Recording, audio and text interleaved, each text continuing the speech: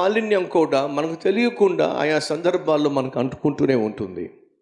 కాబట్టి ప్రతిరోజు సాయంత్రం దేవుని దగ్గరకు వచ్చి మన ప్రాణాత్మ శరీరాలను ప్రభువుకు అర్పించి క్రీస్తు రక్తంలో మనల్ని కడుక్కోవడం అత్యవసరం.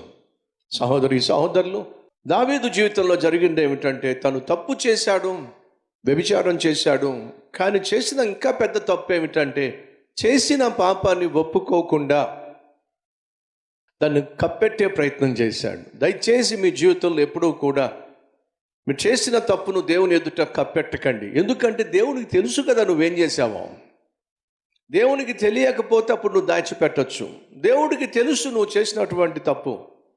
కొన్నిసార్లు సైతాన్ అంటాడు, నువ్వు చేసిన తప్పును బట్టి నువ్వు పెద్ద పవిత్రుడుగా మాట్లాడతావు కదా, పవిత్రురాలుగా మాట్లాడతావు కదా, దేవుడు దేవుడు అంటావు కదా, పరిశుద్ధురాల్ని అంటావు కదా, మరి ఇలాంటి పాపిష్టి పని చేసి ఏ మోకం పెట్టుకుని దేవుని దగ్గరికి వెళ్తావు?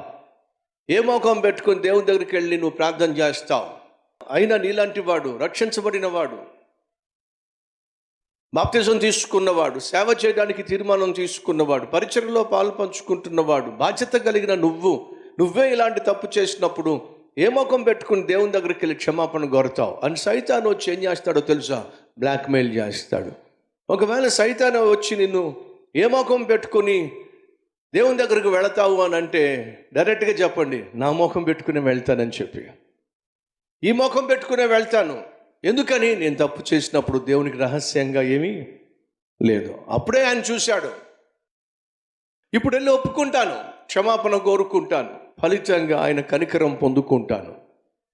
సహోదరి సహోదరులు, మన ఆధ్యాత్మిక జీవితంలో తప్పు చేసినప్పుడు, పాపం చేసినప్పుడు వెంటనే నువ్వు చేయాల్సిన పని ఏమిటంటే, మనపూర్వకంగా పడినటువంటి ఆ పాపంలో నుంచి లేవడమే. పడినవాడు మొట్టమొదటిగా చేయాల్సిన పని ఏంటి చెప్పండి? లేవడం. అలాగే నువ్వు పాపంలో పడినప్పుడు, తెలుసో తెలియక పడినప్పుడు ఫస్ట్ టైం నువ్వు చేయాల్సింది ఏంటంటే, వెంటనే ఆ పాపిష్టి మురికి నుండి నువ్వు లేచి అక్కడి నుంచి వచ్చేసేయాలి. మళ్ళీ దాని వైపుకు వెళ్లకుండా, దాన్ని చూడకుండా తగిన జాగ్రత్తలు తీసుకోవాలి. అదే పశ్చాత్తాపం అంటే చేసిన తప్పును బట్టి దేవుని దగ్గరకు వచ్చి కన్నీరు కార్చి ఒప్పుకొని దానిని విడిచిపెట్టి దాని జోలికి వెళ్ళకపోవడమే నిజమైన పశ్చాత్తాపం. నీ ఆధ్యాత్మిక జీవితంలో తప్పు చేసిన తర్వాత వెంటనే దేవుని దగ్గరకు వచ్చి ఎంత త్వరగా ఒప్పుకొని విడిచిపెట్టేస్తే అంత క్షేమం. సహోదరి సహోదరులు, క్యాండిల్ కింద పడింది, కార్పెట్ తగలబడుతుంది. నువ్వు వెంటనే వెళ్ళి కాలుతో నువ్వు తగలబడుతున్న కార్పెట్ను తొక్కేసావనుకో, వెంటనే ఆరిపోతుంది. అలా కాకుండా తగలబడుతున్న కార్పెట్ను నువ్వు అలాగే వదిలేసావంటే ఇల్లంతా తగలబడిపోతుంది.